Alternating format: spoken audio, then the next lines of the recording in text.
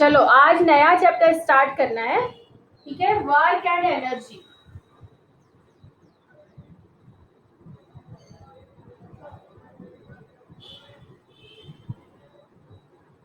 Work and energy. तो वैसे work और एनर्जी से आप तो अच्छे से परिचित हो, जानते हो। ठीक है, वर्क क्या होता है। लेकिन साइंस की लैंग्वेज में और हमारी लैंग्वेज में वर्क में थोड़ा सा डिफरेंस होता है। कैसे?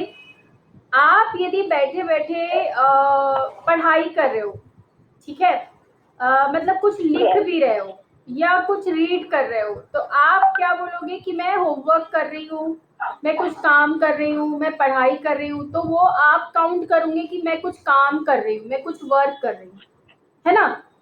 और एक लेबर जो एक जगह से मिट्टी उठा करके दूसरी जगह ले जाता है, ईंटें उठाता है, और ऐसे बहुत सारी चीजें हैं, मतलब जो लेबर वर्क करते हैं, तो उनका वर्क भी वर्क है। और आप सिर्फ होमवर्क कर रहे हो घर में बैठ करके, वो भी आप बोलोगे कि वर्क है ना। तो इस तरह से वर्क बहुत तरीके से होता है।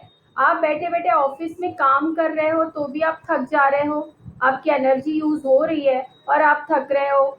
ठीक है, कोई ऑफिस में बैठे बैठे काम करता है, मैं पढ़ा रही हूँ, टीचर एक पढ़ाई करवाता है, पढ़ता है, बच्चा पढ़ता है तो थक जाता है, मतलब काम कर रहा है। टीचर पढ़ा रहा है, मतलब काम कर रहा है, तो भी एनर्जी उसकी लग रही है। ठीक है, मम्मी घर में काम करती है, बैठे बैठे खाना भी बनाएंगी तो वो एक काम होता है, क्योंकि उससे भी एनर्जी यूज हो रही है, उसको एनर्जी लग रही है। तो इस तरह से हमारे नॉलेज में कोई भी काम जिससे हम थक जाते हैं या हमारी एनर्जी यूज हो रही है, उसको हम वर्क बोलते हैं। ठीक है, लेकिन क्या होता है कि साइंस की लैंग्वेज में वर्क सिर्फ वो वर्क है जिस पर कि हम फोर्स अप्लाई करें और उसका डिस्प्लेसमेंट हो। समझ में आया? एक ये ऑब्जेक्ट है, इस पर मैंने फोर्स अप्लाई किया और इसका डिस्प्लेसमेंट हुआ। ये एक्स डिस्टेंस जाकर यहाँ पर रुक गया या बढ़ रहा है, जो भी। तो मैंने फोर्स अप्लाई किया एफ और उसके बाद इसका डिस्प्लेसमेंट हुआ एक्स। तो हम बोलेंगे कि इस ऑब्जेक्ट पर हमने वर्क किया, मतलब डिस्प्लेसमेंट होना जरूरी है।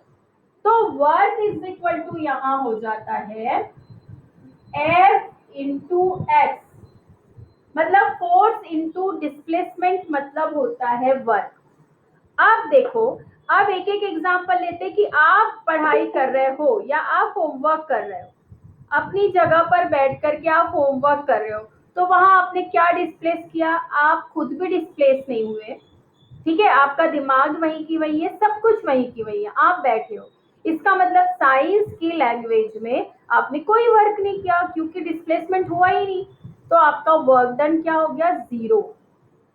ठीक है, बट एक लेबर एक जगह से दूसरी जगह सामान लेके जा रहा है, ठीक है, एक जगह से दूसरी जगह सामान लेकर जा रहा है, तो वो कोई चीज को डिस्प्लेस कर रहा है या वो खुद भी डिस्प्लेस हो रहा है। तो इसका मतलब वो वर्क कर रहा है। जैसे मैं चल रही हूँ, मैं वॉकिंग कर रही हूँ, 4 कदम चल रही हूँ, मैं आपको यदि सिर्फ ऐसे खड़े खड़े पढ़ा रही हूँ, ठीक है, मैं सिर्फ बोल रही हूँ और आप सुन रहे हो, तो मैंने कोई वर्क नहीं किया। लेकिन ठीक है, मैं थोड़ा चल रही हूँ, घूम रही हूँ, तो मैं डिस्प्लेस भी हो रही हूँ, तो इसका मतलब मैं वर्क भी कर रही हूँ साइंस की लैंग्वेज। ठीक है, जनरल लैंग्वेज में तो मैं वर्क कर रही हूँ, आप भी वर्क कर रहे हो, जिसको आप होमवर्क बोलते हो, क्लास वर्क बोलते हो, जो भी कुछ बोलते हो, पढ़ाई को आप इस तरह से, और आप थकते भी हो, आपकी एनर्जी भी लगती है, आपकी एनर्जी भी यूज हो रही है, तो इस तरह से तो हम उसको बोल ही सकते कि वर्क कर रहे हैं। लेकिन साइंस की लैंग्वेज में जब तक डिस्प्लेसमेंट नहीं होगा, जब तक कोई वर्क नहीं होगा। समझ में आया? तो वर्क डन क्या होता है साइंस की लैंग्वेज में? वर्क डन क्या होता है?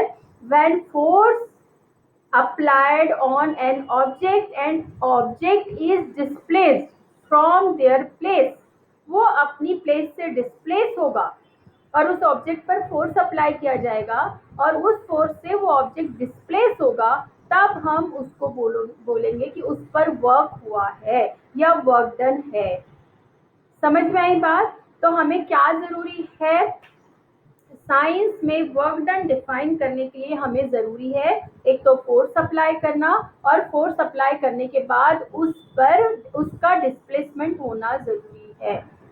समझ में आई बात? तो ये है work is said to be done when force applied on an object causes displacement of the object। जो फोर्स है वो उसके डिस्प्लेसमेंट का कारण बनता है। मतलब यही हुआ कि उस फोर्स के कारण डिस्प्लेसमेंट होता है, that is called work done या वर्क। ठीक है, तो अब हमने ये बोला कि मैंने इस पर फोर्स अप्लाई किया एक्स से या एस से, यहाँ पे डिनोट किया है आपकी बुक में एस से डिस्प्लेसमेंट को डिनोट किया है, तो मैं यहाँ एस ही बता रही हूँ, एस। तो ये एस डिस्टेंस डिस्प्लेस हुआ, तो हम वर्क डन क्या बोलेंगे, is equal to F into S. ठीक है, इसको वर्क भी बोल सकते हैं और वर्क डन भी बोल सकते हैं, और इसको W से डिनोट करते हैं F इंटू एस। ठीक है, तो ये होता है वर्क डन। अब यहाँ पे आपके बुक में बहुत सारे एग्जाम्पल दिए हैं। ठीक है, तो वर्क इज इक्वल टू, बिल्कुल आपको रट्टा हो जाना चाहिए कि वर्क इज इक्वल टू क्या होता है, force into displacement, force into displacement. ध्यान रखना डिस्प्लेसमेंट है, समझ में आया? डिस्टेंस नहीं, डिस्प्लेसमेंट है। डिस्टेंस तो चलता है, लेकिन जहां पर डायरेक्शन की बात आएगी तो वहां हमें डिस्प्लेसमेंट ही लगेगा। ठीक है, अभी अभी इसके बाद हम देख रहे हैं कि डिस्टेंस ये डायरेक्शन का क्या फर्क पड़ता है। ठीक है, तो डायरेक्शन अभी हम बताएंगे कि वर्क में डायरेक्शन क्या होता है। ठीक, तो अब आपकी बुक में कुछ एग्जाम्पल दिए हैं, देखो ए एग्जाम्पल ऐसा है कि एक लड़की, वो क्या बोलते हैं इसको, एक इंस्ट्रूमेंट बजा रही है। ठीक है, एक म्यूजिकल इंस्ट्रूमेंट है, वो बैठे बैठे बजा रही है। ठीक है, तो वो एक जगह बैठी है और उसकी उंगलियां चल रही है। ठीक है, पर लड़की या वो जिस ऑब्जेक्ट पर वर्क कर रही है वो ऑब्जेक्ट कैसा है, डिस्प्लेस हो रहा है, नहीं हो रहा है। तो जो पहला वाला एग्जाम्पल है कि एक लड़की जो म्यूजिकल इंस्ट्रूमेंट बजा रही है, तो वहां पर वर्क डन हो रहा है क्या, हाँ या नहीं बताओ मुझे। चैट बॉक्स खोलती हूँ मैं। No ma'am. नो, क्योंकि वो बैठी है, कुछ भी डिस्प्लेस नहीं हो रहा है। सेकंड में वो बी वाला एग्जाम्पल देखो, उसमें एक लड़की, गाड़ी है उसके पास, एक छोटी गाड़ी, और उससे रस्सी बंधी हुई है और वो रस्सी से उसे खींच रही है, मतलब वर्क हो रहा है। यस, क्यों? क्योंकि वो फोर्स अप्लाई कर रही है, उसको पुल कर रही है, गाड़ी को पुल कर रही है थ्रू द स्ट्रिंग, स्ट्रिंग से थ्रू पुल कर रही है, और वो जो गाड़ी है वो डिस्प्लेस हो रही है, इसका मतलब वर्क हो रहा है। ठीक है, सेकंड है, थर्ड है सी। ठीक है, तो उसमें क्या हो रहा है, एक कार दूसरी कार को खींच रही है, देखो रस्सी बंधी हुई है, एक कार दूसरी कार को खींच रही है, तो यहाँ पर वर्क डन हो रहा है क्या? यस। नो किसने लिखा बेटा? यस, फर्स्ट वाले के लिए लिखा है मैम। हाँ फर्स्ट वाले के लिए नो है, हाँ फर्स्ट वाले के लिए नो, बी के लिए भी यस और सी के लिए भी यस। मतलब जहाँ पे भी डिस्प्लेसमेंट हो रहा है वहाँ पे वर्क होगा। ठीक है, क्योंकि फोर्स तो अप्लाई करेंगे ही, सभी जगह हम फोर्स अप्लाई करेंगे। बैठे बैठे यदि हम पढ़ाई कर रहे हैं तो भी हमको फोर्स लग रहा है, मतलब एनर्जी तो लग ही रही है। ठीक है, पर डिस्प्लेस नहीं हो रहा है, इसलिए वर्क 0 काउंट करेंगे साइंस में। किसी का माइक ऑन है, माइक ऑफ करो, डिस्टर्ब होता है बेटा, आवाज आती है ना पीछे की तो डिस्टर्ब होता है। माइक ऑफ करो, जब कुछ क्वेश्चन आंसर पूछते तो बस ऑन करके आप आंसर किया करो, ठीक है। तो इस तरह से वर्क समझ में आ गया, कब हम वर्क डन कहेंगे, ठीक है। अब इसको डिफाइन कैसे करेंगे, क्योंकि इसमें डायरेक्शन मस्ट है कि हम किस डायरेक्शन में फोर्स अप्लाई कर रहे हैं और किस डायरेक्शन में डिस्प्लेसमेंट हो रहा है, ठीक है। देखो यहाँ पर थोड़ा सा हम देखते हैं, जैसे एक बच्चा गाड़ी पुल कर रहा है, जैसे ऊपर वाला एग्जांपल है, ठीक है। ये गाड़ी है उसकी, टॉय कार है, और यहाँ से कुछ उसकी रस्सी बंधी हुई है ऐसा, यहाँ उसके हाथ में ये रस्सी है, ठीक है। और वो गाड़ी को बहुत क्लियर नहीं दिख रहा, क्लियर हाँ, तो ये शायद एक मिनट एक,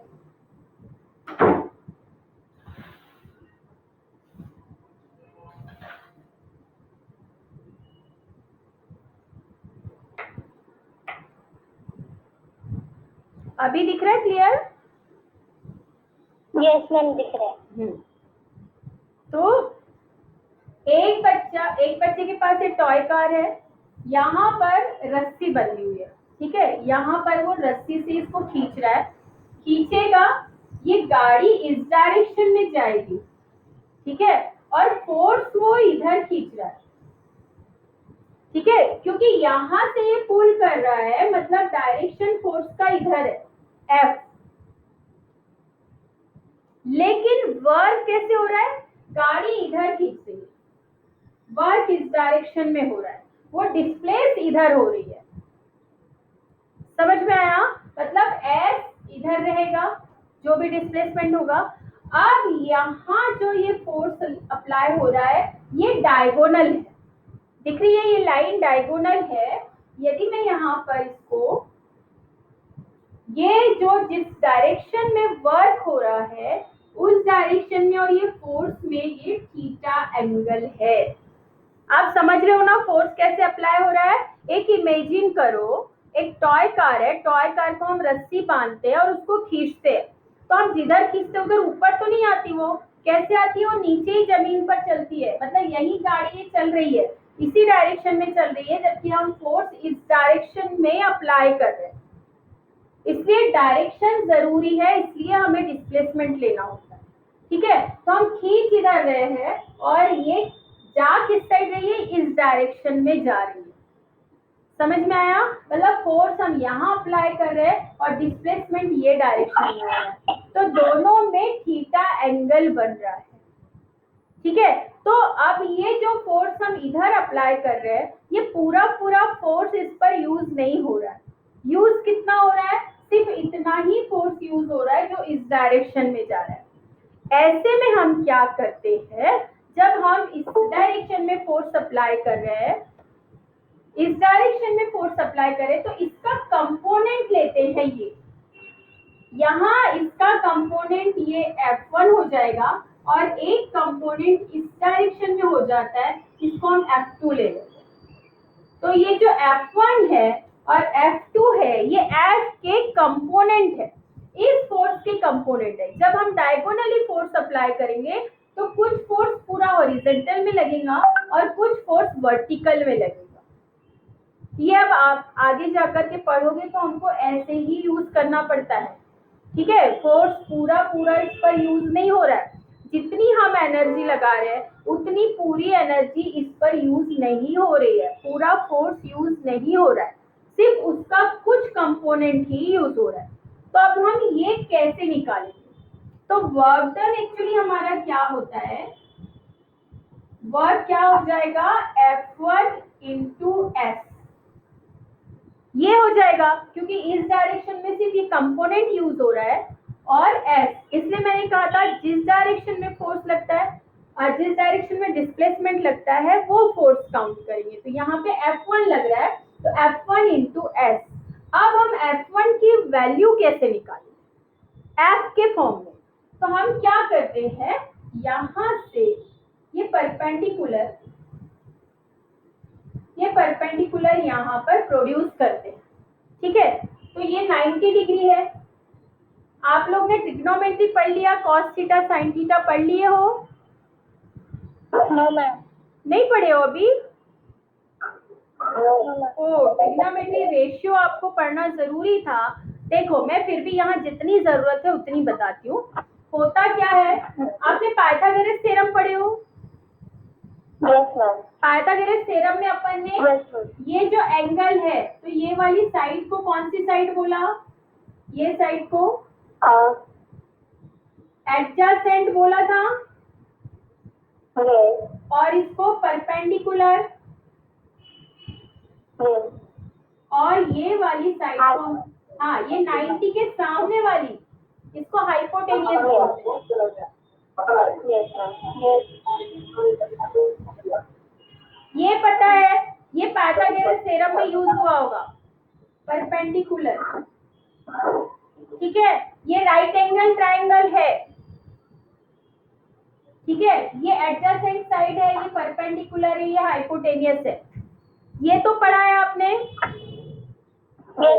ठीक है, अब यहाँ पर sine cosine, sine cosine, tangent, ये जो वर्ड है आपके लिए शायद अभी नए हैं, लेकिन आपको मैथ्स में बहुत डिटेल में, तो ये एंगल के साथ आते हैं।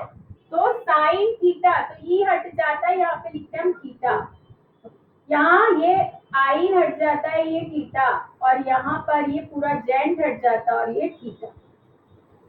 ठीक है, इसके फॉर्म में निकालते हैं हम sign theta, cos theta, tan theta. ये थीटा ये वाला, थीटा हमेशा कैसे रहेगा, क्योंकि ये राइट एंगल ट्रायंगल है, तो थीटा कैसा रहता है यहाँ पर? Acute angle. ठीक है, एंगल के ये जो थीटा है, इसके सामने वाली परपेंडिकुलर होती है, और 90 के सामने वाली हाइपोटेनियस होती है, और जो बच जाती है वो एडजेसेंट होती है। समझ में आया? इतना बिल्कुल ध्यान रखना, 90 डिग्री के सामने वाली जो साइड है उसको हाइपोटेनियस बोलेंगे। थीटा के सामने वाली जो मेजर करना है, जहां थीटा दिया हुआ है उसके सामने वाले को परपेंडिकुलर बोलना, और ये बाकी जो थर्ड वाली बच गई वो एडजेसेंट है। इतना ध्यान रखना। ठीक है, तो cos theta sin theta is equal to होता है परपेंडिकुलर। अब मैं यहाँ पे नाम दे रही हूँ आपको, अब ये मैं मैथ समझा रही हूँ, एक्चुअली इतना कुछ डिटेल में बताना नहीं था मुझे, पर अभी तक आपको ट्रिग्नोमेट्री रेशियो बोलते हैं इसको, sine theta, cos theta, tan theta, cot theta, cosec theta, sec theta, ऐसे 6 है। ठीक है, पर ये 3 से बाकी वो 3 हम बता सकते हैं, इसलिए 3 बहुत इंपॉर्टेंट है। तो ये मैथ्स का पार्ट है, पर अब अभी आपने मैथ्स में पढ़ा नहीं, इसलिए मैं यहाँ समझा रही हूँ।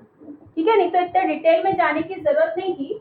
ये ए, ये बी और ये सी, तो sine theta is equal to, मैं यहाँ बता रही हूँ। ठीक है, sine theta is equal to होता है परपेंडिकुलर अपॉन हाइपोटेनियस। परपेंडिकुलर मतलब हो गया बीसी अपॉन हाइपोटेनियस मतलब एपी। ठीक है, cos theta is equal to होता है एडजेसेंट। ठीक है, मतलब AC अपॉन AP। हाँ बोलो।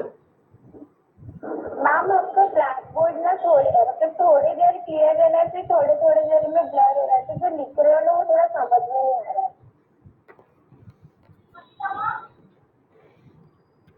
अभी देखो, अभी कैसा हो रहा है? अभी ठीक है। एक्चुअली आप जब मिटाओगे ना, हाँ, तो उसके पहले स्क्रीनशॉट लेने के लिए थोड़ा रख देंगे। तुम लेके रख दो। ठीक है, मैम ब्लैक बोर्ड लेकिन हाफ ही दिख रहा है, पूरा नहीं दिख रहा है। हाँ ma'am, half black board half दिख रहा है, पूरा नहीं दिख रहा है। पर मेरे स्क्रीन पे तो बेटा पूरा दिख रहा है, मेरी स्क्रीन पे पूरा दिख रहा है। मेरी लेकिन हमारे स्क्रीन में हाफ दिख रहा है, हमारी स्क्रीन पे पूरा नहीं दिख रहा। क्यों? लेकिन तो मैम आप जहाँ मैम आप खड़े इधर साइड थोड़ा करो ना। इधर करो। अच्छा, ब्लर हो रहा है अभी हाँ अब ठीक है। अभी आ रहा है पूरा? Yes ma'am. अच्छा, चल अभी मैं शुरू करूँ ट्रिग्नोमेट्री रेशियो? शुरू करूँ ना? Yes ma'am. हाँ देखो, yes ma'am. Sine theta is equal to perpendicular upon hypotenuse, perpendicular है BC अपॉन AB। ठीक है, ये परमानेंटली आपको हमेशा जरूरत पड़ती है, 9, 10, 11, 12 और आगे भी हमेशा ये चीज की बहुत ज्यादा जरूरत पड़ती है, ट्रिग्नोमेट्री रेशियो। और फिजिक्स में इस तरह से कई बार आता है, डायगोनल वर्क आएगा तो वर्क के कंपोनेंट डायगोनल, कुछ भी आता है जैसे फोर्स है, ठीक है, टॉर्क वगैरह बहुत सारी चीजें होती है, तो वो सब डायगोनली आती है। तो तब भी आपको एक कंपोनेंट फाइंड करने के लिए आपको साइन थीटा और कॉस थीटा की जरूरत पड़ती है। ठीक है, तो आप बिल्कुल अच्छे से देखो, आपको मैथ्स वाले टीचर भी अच्छे से समझाएगी ये रेशियो, लेकिन ये ट्रिग्नोमेट्री जिसको समझ में आ गया ना, वो बहुत अच्छे से मैथ्स और फिजिक्स कर सकता है। ठीक है, तो अब यहाँ पर sine theta is equal to hypotenuse upon perpendicular AB upon BC, cos theta is equal to adjacent upon hypotenuse। ठीक है, adjacent मतलब AC अपॉन AB, ठीक है, AC अपॉन AB। और tan थीटा होता है परपेंडिकुलर अपॉन एडजेसेंट, उसमें hypotenuse ही होता है परपेंडिकुलर अपॉन एडजेसेंट, ये होता है tan थीटा। अभी हमको यहाँ पे जरूरत है ये फाइंड करना है F1। तो देखो F1 किसमें, cos थीटा में है AC, तो हम यहाँ cos थीटा लेके चलेंगे।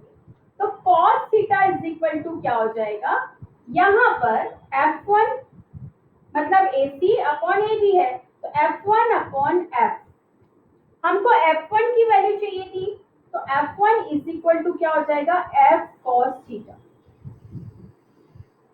समझ में आया? तो अब हम यहाँ पर वैल्यू पुट करेंगे, तो F1 F cos theta into S। ठीक है, तो क्या हो गया अभी, work F S cos theta, ये हो गया work done.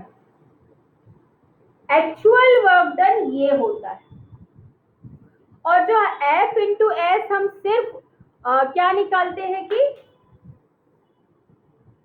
Force into displacement लिखते हैं, तो उसमें क्या होना चाहिए, जिस साइड हम फोर्स अप्लाई कर रहे हैं, जैसे मैंने ऐसे फोर्स अप्लाई की तो गाड़ी भी ऐसी जानी चाहिए थी, तब हम सिर्फ F और S यूज करेंगे। लेकिन कभी कभी क्या होता है, हम फोर्स ऐसे अप्लाई करते हैं और डिस्प्लेसमेंट इस डायरेक्शन में होता है। दूसरी एक और कंडीशन आ सकती है, यदि मैं एक ऐसी कुछ व्हील वाला एक आता है ना बच्चों का खिलौना, जिसमें व्हील नीचे रहता है और हम ऐसी डंडी रहती है, वो अभी ग्रीन ग्रीन सा मार्केट में दिखता है, रास्ते में तुमने देखा होगा, एक साइड व्हील लगी रहती है और ऐसी डंडी रहती है ना, तो उसको हम आगे भी बढ़ाते हैं। अभी मैंने इसको क्या लिया, इस साइड खींच रहा है तो इसी साइड डिस्प्लेसमेंट हो रहा है, लेकिन उसमें क्या होगी, यदि ये व्हील है, वो व्हील ऐसा है और ये डंडी है, ठीक है, ये व्हील ऐसा रहता है, तो उसको बच्चा अपने साइड भी खींच सकता है और उसको बच्चा इस डायरेक्शन में भी खींच सकता है ना, तो उसमें फोर्स वो ऐसे ही अप्लाई करेगा, बस डायरेक्शन फोर्स का ऐसे हो जाएगा और डिस्प्लेसमेंट इस डायरेक्शन में हो जाएगा। आ रही है बात समझ में? तब भी ये फोर्स का ये कंपोनेंट लेना पड़ेगा। क्लियर? तो क्या लेना है अपने को, कंपोनेंट के फॉर्म में यदि वर्क डन बोलता है, किस फॉर्म में, कंपोनेंट के फॉर्म में, तो आपको ये वाला डेफिनेशन और ये वाला फॉर्मूला देना है। ये कंपोनेंट का फॉर्मूला, F का कंपोनेंट F cos थीटा। ठीक है, अब यदि मैं कोई ऐसा फोर्स अप्लाई करूं, ये फोर्स अप्लाई करूं और वो इधर डिस्प्लेस ना होकर यदि इधर डिस्प्लेस होता था, ठीक है, ये डिस्प्लेसमेंट इधर ना होकर के ये डिस्प्लेसमेंट ऐसा ऊपर होता था, तो यहाँ पर क्या आ जाता था, F2S। क्या आ जाता था, F2S, क्योंकि इस डायरेक्शन में डिस्प्लेसमेंट हो रहा है तो इसी डायरेक्शन में हमको फोर्स लेना पड़ेगा, तो वो फोर्स हो जाता था F2 और S। आ रही है बात समझ में? क्लियर? हमको फोर्स कौन सा लेना है वर्क के लिए, ये ध्यान रखना। चलो अभी आप इतना ही समझो, आपकी बुक में इतना ही है। इस डायरेक्शन में लग रहा है तो F1 लेना, F1 का कंपोनेंट F के फॉर्म में लेना, वो होता है F cos थीटा। आप इतना नहीं भी समझे, ये cos थीटा क्या होता है ये सब नहीं समझे, तो आपको सिर्फ इतना रट्टा मारना पड़ेगा कि F का हॉरिजॉन्टल कंपोनेंट, ये हॉरिजॉन्टल है, हॉरिजॉन्टल कंपोनेंट होता है F cos थीटा। और यदि आपको ये सब नहीं समझना है, साइन थीटा, कॉस थीटा, ये चीज नहीं समझना है, तो आपको सिर्फ इतना याद रखना पड़ेगा F1 का कंपोनेंट F cos थीटा। लेकिन मेरी इच्छा ये रहती कि आपको समझ में आए कि वो चीज आता कहाँ से है और कैसे आया है, सिर्फ रट्टा नहीं मारना है, आपको समझना चाहिए, क्योंकि आगे यही बेसिक्स होते, इसी को बेसिक्स बोलते। यदि ये बेसिक क्लियर नहीं रहते ना, तो फिर आगे जाकर बहुत सारी चीजें समझ में ही नहीं आती है। किसी का कैमरा है, वो माइक ऑन है?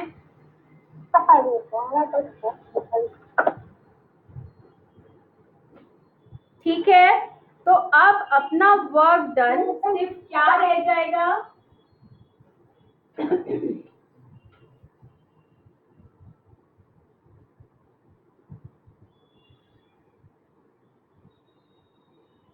अब हमें वर्क डन सिर्फ क्या लिखना है, W is equal to F S cos theta. ठीक है, अब ये थीटा की वैल्यू, ठीक है, अब ये जो वर्क डन है ना, ये थीटा की वैल्यू पर डिपेंड करता है।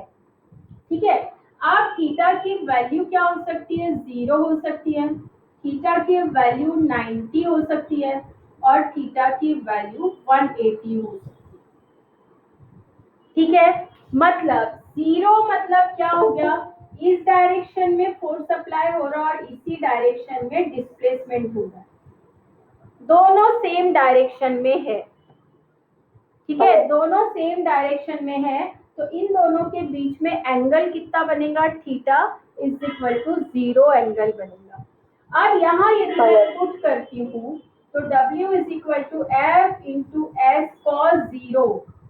अब तुम्हें वैल्यू भी नहीं पता होंगी cos 0 की क्या होती है, क्योंकि आपने वो चीज अभी पढ़ी नहीं है। तो cos 0 की वैल्यू होती है 1। ठीक है, तो cos 0 की वैल्यू होती है 1, तो यहाँ यदि मैंने 1 पुट किया तो Fs into 1 is equal to हो जाएगा Fs, तो वर्क डन कितना आ जाएगा, Fs, तो ये होगा मैक्सिमम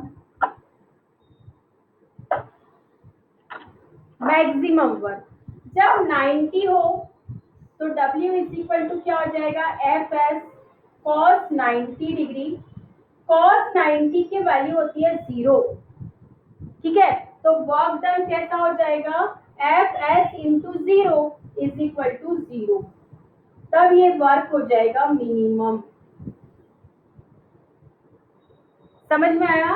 अब 180, तब W इज इक्वल टू क्या हो जाएगा, Fs cos 180, cos 180 की वैल्यू होती है -1, cos 180 की वैल्यू होती है -1, तो यहाँ -1 पुट करेंगे तो क्या हो जाएगा, माइनस। हाँ, परमानेंट वैल्यूज है कि तीनों की? क्या बोले बेटा, क्लियर बोलो, बोलो क्या बोल रहे हो रक्षा, क्या हुआ, मेरी आवाज नहीं आ रही आपको? हाँ, जो वैल्यू पुट, आ रही है। अच्छा जो वैल्यू पुट कर रहे हैं ना, ये यहाँ देखो आपकी बुक में एक टेबल दिया हुआ है, दिया है 0 डिग्री, 90 डिग्री, 180 डिग्री, 19 पेज पे। हाँ, वही समझा रही हूँ मैं। तो 180 डिग्री की वैल्यू होती है -1, तो यहाँ -1 पुट करेंगे तो ये आ जाएगा -Fs, तो ये वैल्यू हो जाएगी -Fs। ये भी मैक्सिमम वैल्यू है। यहाँ पर जो माइनस है वो सिर्फ क्या बता रहा है कि फोर्स और डिस्प्लेसमेंट अपोजिट डायरेक्शन में। माइनस का मतलब है यदि फोर्स एक डायरेक्शन में है तो डिस्प्लेसमेंट दूसरे डायरेक्शन में हो रहा है, सिर्फ इतना ही बता रहा है। समझ में आया? क्योंकि देखो ये फोर्स है और ये डिस्प्लेसमेंट है, दोनों यदि पैरेलल लाइन में चल रहे हैं, पैरेलल है, उसी डायरेक्शन में है, तो उनके बीच में 0 डिग्री बन रहा है। और जब ये -F या 180 है, मतलब ये मैंने लिया फोर्स, तो डिस्प्लेसमेंट हो रहा है इस डायरेक्शन में, तो ये देखो 180 डिग्री बन रहा है एंगल। ठीक है, तो 180 जब बनता है तो माइनस है, तो यहाँ माइनस बता रहा है, तो इसका मतलब सिर्फ यही है कि F फोर्स और डिस्प्लेसमेंट दोनों अपोजिट डायरेक्शन में हो रहे हैं। ठीक है, तो ये थोड़ा सा बस ध्यान रखना है। और 90 का मतलब क्या हुआ, यदि मैं फोर्स इस डायरेक्शन में लगा रही हूँ तो डिस्प्लेसमेंट या फोर्स इस डायरेक्शन में और डिस्प्लेसमेंट इस डायरेक्शन में, तो ये दोनों के बीच में एंगल कितना बन रहा है 90। तो ये जब दोनों के बीच में 90 एंगल बनेगा तो वर्क बिल्कुल नहीं होगा। ठीक है, क्योंकि वहां पर 90 डिग्री बन रहा है, cos 90 होता है 0। समझ में आया? तो ये इस तरह से इसका एक्सप्लेनेशन देना है। तो यहाँ पर आपका जो टेबल दिया हुआ है बुक में, वहां लिखा है कि कंक्लूजन लिखना है करके। तो ये जो मैंने एक्सप्लेन किया ना आपको, F और S सेम डायरेक्शन में रहेंगे तो उनके बीच में 0 डिग्री एंगल बनेगा, और ये जो फॉर्मूला है उसके अकॉर्डिंग यहाँ पर Fs मैक्सिमम वर्क होगा। ये एक्सप्लेनेशन देना यहाँ पर कि जो वर्क है वो मैक्सिमम होगा। ठीक है, फिर यहाँ पे 0 होगा, 90 डिग्री पर एंगल बनेगा, तो फोर्स और डिस्प्लेसमेंट के बीच में एंगल 90 डिग्री का है, इसीलिए अकॉर्डिंग टू फॉर्मूला यहाँ पे 0 वर्क होगा। ठीक है, फिर दूसरा, ये जो माइनस का मैंने एक्सप्लेन किया, आपको इस तरह से एक्सप्लेन करना है। ठीक है, ये कंक्लूजन रहेगा, मतलब कि कब वर्क 0 रहेगा, कब मैक्सिमम रहेगा और कब मिनिमम रहेगा। जब 0 डिग्री एंगल बनेगा तो इनको बोलो मैम, इनको नेगेटिव भी बोलते हैं ना? हाँ, नेगेटिव, पॉजिटिव, और वही अभी जो हमने ये किया है ना, ये जो किया है इसी के अकॉर्डिंग देखो, अभी आगे दिया हुआ है पॉजिटिव वर्क, नेगेटिव वर्क और 0 वर्क, यही समझाने जा रही हूँ मैं। ठीक है, अब ये कंक्लूजन से आपको क्या समझ में आया कि देखो, जिस डायरेक्शन में फोर्स है उसी डायरेक्शन में यदि डिस्प्लेसमेंट हुआ तो आपका वर्क कैसा आया, पॉजिटिव। ठीक है, 0 वर्क कब आया, जब हमने फोर्स अप्लाई किया और डिस्प्लेसमेंट नहीं है। ठीक है, या हम ये कह सकते हैं कि फोर्स और डिस्प्लेसमेंट में 90 डिग्री का एंगल बन रहा है, तब भी हम कह सकते हैं कि वर्क 0 है। ठीक है, दो चीज हो सकती है, यदि हमने फोर्स अप्लाई किया और नो डिस्प्लेसमेंट है तो भी वर्क 0 रहेगा, क्योंकि F इंटू एस, यदि S 0 है तो F इंटू एस क्या हो जाएगा, 0, तो वर्क 0 हो जाएगा। दूसरा, फोर्स और डिस्प्लेसमेंट के बीच में यदि एंगल 90 का बन रहा है तब भी 0 वर्क होगा। ठीक है, इससे समझ में आया? फिर अगला क्या समझ में आ रहा है कि फोर्स और डिस्प्लेसमेंट के बीच में यदि 180 डिग्री बन रहा है, या हम ये कह सकते हैं जिस डायरेक्शन में फोर्स अप्लाई हो रहा है उसके अपोजिट डायरेक्शन में यदि डिस्प्लेसमेंट हो रहा है, जिस डायरेक्शन में फोर्स अप्लाई हो रहा है उसके अपोजिट डायरेक्शन में यदि आपका डिस्प्लेसमेंट हो रहा है, तो जो वर्क है वो नेगेटिव वर्क होगा। समझ में आया? पहला क्या है, जिस डायरेक्शन में फोर्स अप्लाई हो रहा है इस डायरेक्शन में, उसी डायरेक्शन में डिस्प्लेसमेंट, तो वर्क पॉजिटिव। ठीक है, एक डायरेक्शन में फोर्स, उसके परपेंडिकुलर डायरेक्शन में आपका डिस्प्लेसमेंट है तो वर्क 0, या डिस्प्लेसमेंट नहीं है तो भी वर्क 0। ठीक है, और मैम जो परपेंडिकुलर पोजीशन है वहाँ पे 0 थोड़ा समझा नहीं। परपेंडिकुलर का मतलब होता है दोनों के बीच में एंगल 90। जब भी आप परपेंडिकुलर ड्रॉ करते हैं उसका मीनिंग क्या होता है, दोनों लाइन के बीच में एंगल 90 डिग्री। तो मैं 90 ना बोल के आपको परपेंडिकुलर बोल रही हूँ। नहीं मैम, परपेंडिकुलर समझा, बट वहाँ डिस्प्लेसमेंट नहीं हो रहा है, ये थोड़ा नहीं। हाँ, दूसरा मीनिंग ये भी, अभी ये एक रीजन है कि वर्क 0 होगा, लेकिन दूसरा रीजन एक और हो सकता है जो मैंने स्टार्टिंग में आपको बताया था कि नो डिस्प्लेसमेंट, साइंस की लैंग्वेज में नो डिस्प्लेसमेंट मतलब नो वर्क बोला ना। तो वैसे ही work is equal to F S है। तो एस यदि नहीं हो रहा है, डिस्प्लेसमेंट नहीं हो रहा है फोर्स अप्लाई करने पर भी, जैसे आप अपनी जगह बैठे हो, फोर्स अप्लाई कर रहे हो, सब कुछ हो रहा है, पर डिस्प्लेसमेंट नहीं हो रहा है तो वर्क नहीं है। वैसे ही यदि एस इज इक्वल टू 0 है तो डब्ल्यू इज इक्वल टू हो गया 0।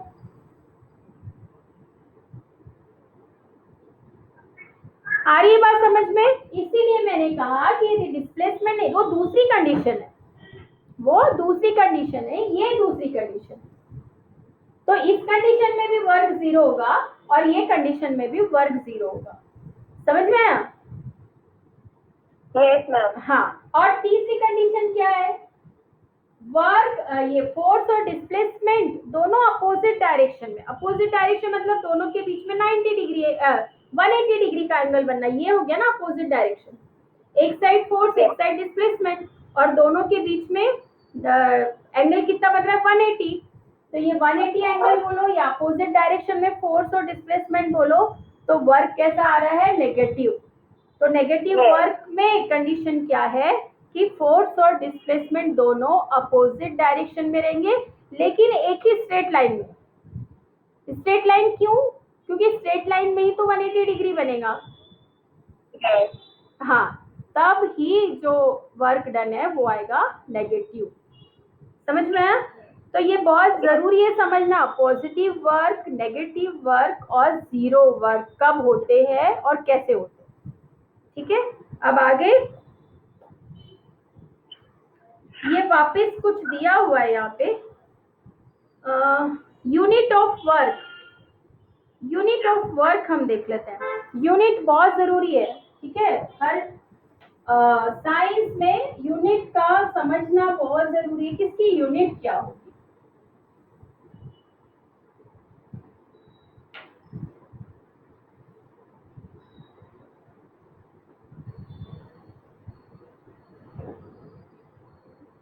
यूनिट क्या होगी, work is equal to force into displacement. Force की हो गई न्यूटन, डिस्प्लेसमेंट की हो गई मीटर। ठीक है, न्यूटन मीटर भी लिख सकते हैं हम। दूसरा, न्यूटन मतलब फोर्स के लिए होता है केजी मीटर पर सेकेंड स्क्वायर और इनटू मीटर। केजी मीटर पर सेकेंड स्क्वायर, ये किसकी होती है, फोर्स की, और इनटू मीटर है ये। ठीक है, मतलब इसको हम ऐसे करते हैं, एस स्क्वायर इंटू एम। समझ में आया? ये होती है फोर्स की। 1 न्यूटन इज इक्वल टू बताई थी ना मैंने, इतना होता है जब फोर्स की यूनिट बता रही थी। और ये एस मतलब डिस्प्लेसमेंट, डिस्प्लेसमेंट को हम कैसे मेजर करेंगे, मीटर से। तो टोटल यूनिट क्या होगी इसकी, केजी मीटर स्क्वायर और ये एस स्क्वायर। तो हम इसको ऐसे भी लिखते हैं, KG metre square S square, और इसी को हम बोलते हैं जूल, कैपिटल जे, या फिर पूरा जूल लिखना है तो JULE जूल। ठीक है, तो वर्क डन की यूनिट होती है जूल, SI यूनिट, और CGS यूनिट होती है अर्ग। CGS मतलब ये जो मीटर है वो सेंटीमीटर में होगा, किलोग्राम ग्राम में होगा, और सेकंड सेकंड में रहता है। मीटर सेंटीमीटर में, किलोग्राम ग्राम में, तब वो यूनिट होती है CGS, और टाइम पूरे समय सेकंड में ही रहता है। ठीक है, तो जो CGS यूनिट है उसको काय की वर्क डन की उसको बोलते हैं अर्क। अब वर्क डन ही एनर्जी होता है, इसलिए एनर्जी और वर्क डन सेम है, उनकी यूनिट सेम है, इसलिए एनर्जी की भी यूनिट जूल होती है एसआई और सीजीएस यूनिट होती है अर्क। ठीक है, और फोर्स की एसआई यूनिट होती है न्यूटन और सीजीएस यूनिट होती है डाइन, DYNE। ठीक है, हम सीजीएस यूनिट अलग है, मतलब अलग से होती है। सीजीएस यूनिट मैंने समझाई थी आप लोगों को कि सीजीएस, मैम सीजीएस पता है बट उसकी यूनिट जो आप बोल रहे हो वो नहीं पता। उधर से भी डाइन बोल रहे हैं वो नहीं पता। हाँ वो न्यूटन फोर्स के लिए, जैसे हमने फोर्स की ये जो यूनिट है ना इसको न्यूटन बोला, ठीक है, एसआई यूनिट को। अब इसकी यदि हमने फोर्स की सीजीएस यूनिट निकाला तो क्या आ जाएगी, ग्राम, मीटर की जगह सेंटीमीटर और सेकेंड स्क्वायर, ये आएगी सीजीएस यूनिट। तो ये सीजीएस यूनिट को हम बोलेंगे डाइन।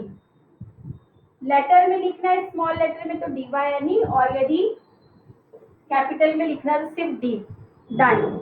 हाँ ये मतलब ये नहीं पता था। हाँ ये नहीं पता था, ये बताना भूल गई थी, उस समय सिर्फ अपन एसआई यूनिट पढ़े थे न्यूटन। वैसे ही अब यहाँ की यूनिट देखें हम तो केजी की जगह ग्राम, मीटर की जगह सेंटीमीटर स्क्वायर, सेकंड की जगह सेकंड स्क्वायर। तो ये इसका पूरे का वैल्यू, इसकी जो पूरी यूनिट है इसको हम पढ़ेंगे अर्ग। ये 1 अर्ग हो गई और ये 1 जूल हो गई। ऐसे ऐसी यूनिट रहती है, और लेकिन हम जनरली लेके चलते हैं एसआई यूनिट, जूल ही लेते हैं। ठीक है, पर ये ध्यान रखना इस यूनिट में यदि हमको सिंगल लेटर में दिखाना है तो कैपिटल लेटर लिखेंगे बस, और पूरी स्पेलिंग लिखना है तो स्पेलिंग शुरू करते हैं हम स्मॉल लेटर से, कोई भी यूनिट की। ठीक है, यहाँ पे रिलेशन भी दिया हुआ है, एक मिनट, ये मैं रिलेशन बता देती हूँ आपको। ठीक है, अर्ग और जूल में रिलेशन,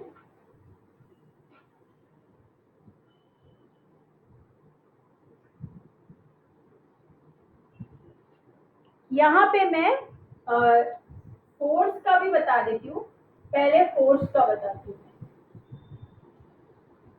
ठीक है, फोर्स का बताने के लिए पहले हमको क्या लिखना पड़ेगा, 1 newton is equal to x dyne. क्योंकि मुझे नहीं पता इन दोनों में रिलेशन क्या है तो मेरे को इसकी वैल्यू निकालना है x की। ठीक है, कि इन दोनों में कितना रिलेशन है, मतलब 1 न्यूटन इज इक्वल टू कितना डाइन होता है, तो कितना नहीं पता हमको, तो कितना के लिए हम क्या लेके चल रहे हैं, x, और ये हम x फाइंड करेंगे। ठीक है, तो अब न्यूटन की यूनिट क्या होती है केजी में, तो KG metre upon second square into x dyne gram centimetre upon second square. दोनों साइड सेकेंड स्क्वायर है तो ये कैंसिल कर दो, यही x यही रहने दो, is equal to KG into metre upon gram into centimetre. ठीक है, अब x इज इक्वल टू, मैं x इधर लिख लेती हूँ, इजी होता है ना इस साइड लिखना, तो केजी इज इक्वल टू कितना ग्राम होता है, 1000 gram, 1 kg is equal to 1000 gram होता है, into 1 metre is equal to 100 centimetre होता है, अपॉन ये ग्राम सेंटीमीटर। ठीक है, अब ये ग्राम से ग्राम कैंसिल, सेंटीमीटर से सेंटीमीटर, कितना बच गया 10, ये 10 पर 30, ये 1000 मतलब 30 और ये 100 मतलब 20, 1100। ठीक है, तो क्या हो जाएगा ये 1 2 3 4 5 0। ठीक है, अब ये 5 0 को हम लिखते हैं 10 raised to power 5, समझे। तो ये हो गया x इज इक्वल टू 10⁵ तो यहाँ पुट कर देंगे हम, तो ये आ जाएगा 10⁵ यहाँ लेके चलो नहीं तो तुम भूल जाओगे। ठीक है, तो कितना आ गया 1 newton is equal to 10⁵ time. ये रिलेशन है दोनों के बीच में, इतना समझा। अब हम निकालते हैं जूल और अर्ग के लिए, तो वैसे ही लेके चलेंगे 1 joule is equal to X erg. ठीक है, जूल के लिए अब इसका यूनिट लेके चलेंगे KG metre square upon second square is equal to X, यहाँ आ जाएगा ग्राम सेंटीमीटर का स्क्वायर अपॉन सेकेंड स्क्वायर। यहाँ तक समझ में आया? ठीक है, अब देखो यहाँ पर टाइम शायद ज्यादा हो गया है मुझे लग रहा है, चलो ये लास्ट समझा दे रही हूँ। तो ये देखो सेकेंड से second square cancel, second square से सेकेंड स्क्वायर कैंसिल, क्या बच गया केजी, वही एक्स इज इक्वल टू क्या आ जाएगा KG metre square upon gram centimetre square. फिर से केजी मतलब 1000, ग्राम मीटर स्क्वायर मतलब 100 सेंटीमीटर का square upon gram centimetre square. ये हो गया 1000 इंटू 100 मतलब 4 जीरो आ जाएंगे। ठीक है, 100 इंटू 100 और ये सेंटीमीटर स्क्वायर अपॉन, ये ग्राम था, ये ग्राम इंटू सेंटीमीटर स्क्वायर, ये स्क्वायर से ये स्क्वायर, ग्राम से ग्राम कैंसिल। अब देखो कितने जीरो है 1 2 3 4 5 6 7 मतलब 10⁵ तो x इज इक्वल टू क्या आ गया 10⁵ तो यहाँ पर अब हम क्या लिखेंगे 1 जूल इज इक्वल टू 10⁵ अर्ग। समझ में आया? तो ऐसे रिलेशन निकालते हैं, ये एसआई यूनिट और ये सीजीएस यूनिट, दोनों के बीच में रिलेशन पूछा तो आपको ये लिखना है। समझ में आया? ऐसे ही फोर्स के लिए ये रिलेशन। चलो ठीक है, आज की क्लास खत्म।